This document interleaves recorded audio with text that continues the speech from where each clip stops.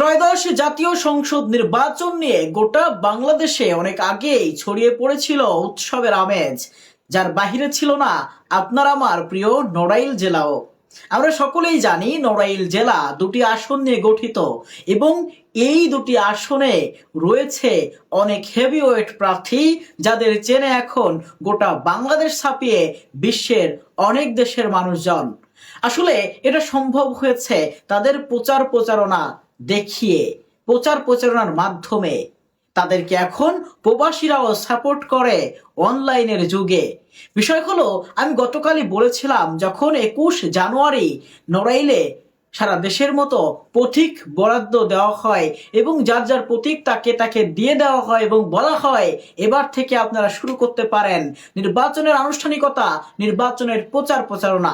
তবে এই প্রচার প্রচারণা আগেও চলেছিল, তবে কিছু বিধিনিষেধ বিভিন্ন কারণে তারা কিন্তু চুপি সরে বা যে যার মতো করে জনসমাবেশ করেছিল, বাড়ি বাড়ি গিয়েছিল, সেভাবেই মূলত সেরেছিল নির্বাচনী প্রচার প্রচারণা।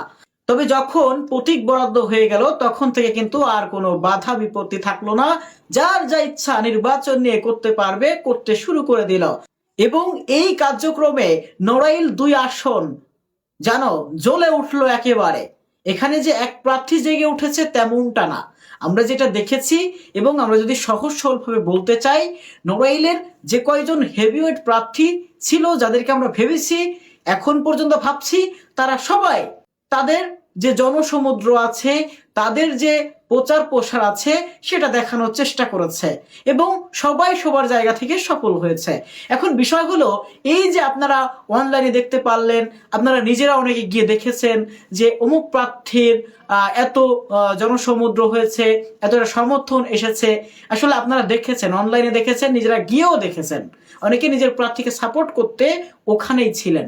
তা বিষয় হলো, এখানে আমি যদি বলি অমুক প্রার্থী ইতিহাস গড়লো, অমুক প্রার্থী তার থেকে বড় ঘটনা ঘটালো, তাহলে আমি ভুল। কারণ এখানে আমি যদি বলি, আমার জায়গা থেকে বলি, তাহলে এখানে দুই রকম দেখার কোনো সুযোগ নেই। এই জন্য আমি প্রথমে বললাম, আজকে নড়াইলের যারা প্রার্থী রয়েছে, যারা প্রচার প্রচারণায় নেমেছিল, তারা সবাই ইতিহাস সৃষ্টি করেছে। যারা নির্বাচনী প্রচার প্রচারণায় আজকে নামেনি, তাদের ব্যাপার ভিন্ন, তারা হয়তো অন্য দিন ভেন্যু করেছে, অন্যদিন তাদের জনপ্রিয়তা দেখাবে।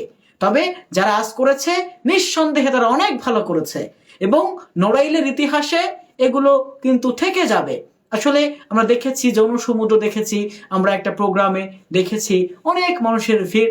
আসলে এটা আপনারা দেখবেন, আপনারা বলবেন যে এই প্রচার প্রচারণা বা এই জনসমুদ্রই কি আসলে ভোটে কে জিতবে সেটা নির্ধারণ করবে, নাকি মানুষের অন্তরে যেটা আছে সেটা মূলত নির্ধারণ করবে কে এমপি হবে। আবার অন্যদিকে দলকে মানুষ বেছে নিবে নাকি বেছে নিবে ব্যক্তিকে।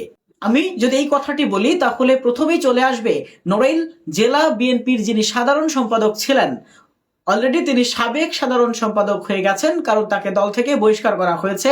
তিনি যখন স্বতন্ত্র নির্বাচন করার ইচ্ছা পোষণ করেছেন তখনই, অর্থাৎ গতকাল তাকে বহিষ্কার করা হয়েছে। এবং এখন যিনি মনোনয়ন পেয়েছেন বিএনপির, তিনি হচ্ছে ফরিদুজ্জামান ফরহাদ। তিনি কিন্তু চূড়ান্ত মনোনয়ন পাওয়ার পর তিনি কিন্তু নির্বাচনের মাঠে সজাগ দৃষ্টি রাখছেন এবং তিনি কিন্তু তার যে দলীয় নেতাকর্মী যারা বিএনপি করে তাদেরকে নিয়ে কিন্তু আগানোর চেষ্টা করছে। তবে দেখেছি আমরা যে যিনি স্বতন্ত্র প্রার্থী রয়েছে আলহাজ মনিরুল ইসলাম, যিনি নড়াইল জেলা বিএনপির সাবেক সাধারণ সম্পাদক, তিনিও কিন্তু বিভিন্নভাবে তাদের আগের যে সহযোদ্ধারা ছিল তাদের নিয়ে আজ রাজপথে ছিলেন। তা সব মিলিয়ে এই কথাটা চলেই আসে, নড়াইল 2 আসনের মানুষ ব্যক্তি মনিরুলকে দেখে ভোট দিবে নাকি দল দেখে ফরিদুজ্জামান ফরহাদকে ভোট দিবে। এখন এটা আমরা কোনোভাবেই জানি না, আমাদের অনুমান করে বলাও আসলে ঠিক হবে না। এটা আপনারা জানেন, আপনারা জানেন যে কাকে আপনারা ভোট দিবেন, দল নাকি ব্যক্তি, নাকি নড়াইলে যে শান্তি প্রতিষ্ঠা করতে পারবে তাকে, কোন শ্রেণীর মানুষকে আপনারা চান। তবে দল মত নির্বিশেষে আমরা সবাই চাই, আমি ব্যক্তিগতভাবে চাই, বাংলাদেশের নড়াইল জেলা একটি রোল মডেল জেলা হোক, আসন হোক নড়াইল 2, সব মিলিয়ে নড়াইল 1-এর জন্য যেন নড়াইল 2-এ যারা সংসদ সদস্য হবে তারা কাজ করবে এবং 1-এ যারা নির্বাচিত হবে তারা নড়াইল 2-এর জন্য কাজ করবে। সবাই মিলে এই নড়াইলকে সি ক্যাটাগরি থেকে এ অথবা বি ক্যাটাগরিতে যাতে উন্নতি করতে পারে সেই আশাও ব্যক্ত করছি। আর আপনাদের কাছে ছেড়ে দিচ্ছি আজকের কে জনসমুদ্র বানালো এবং এই জনসমুদ্রই কি নির্বাচনের আসল চাবিকাঠি কিনা, এটা দিয়েই কি প্রমাণ হবে কে জয়লাভ করবে, কে জিতবে। আমি যদি আরেকজন প্রার্থীর কথা বলি, আতাউর রহমান বাচ্চু, তিনি আজ প্রোগ্রাম এরকমের করেননি, তবে তিনিও একটি ইউনিয়নে প্রোগ্রাম করেছে। সেখানে দেখেছি একটি ইউনিয়নে যত মানুষ হওয়ার কথা তত মানুষই হয়েছে।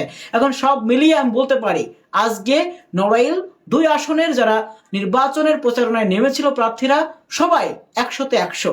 এখন দেখার বিষয় এই 100তে 100 কতক্ষণ থাকে, এবং এখন দেখার বিষয় 12 তারিখে নড়াইলের সাধারণ ভোটাররা কোন প্রার্থীকে ভোট দিয়ে সংসদে নড়াইল 2 আসনকে উন্নয়ন করার সুযোগ করে দেয়। আমি আব্দুল হামিদ শেখ আজ এই ভিডিওটি একটি জরিপ হিসাবে আপনাদের কাছে তুলে দিলাম। আপনারা মন্তব্য করে জানান কোন প্রার্থী এগিয়ে, এবং অনলাইনে এগিয়ে নাকি বাস্তব জীবনেও এগিয়ে। আমি আজকে এখানেই বিদায় নিচ্ছি, ফিরবো আবার অন্য কোনো বিষয় নিয়ে। আল্লাহ হাফেজ, আসসালামু আলাইকুম।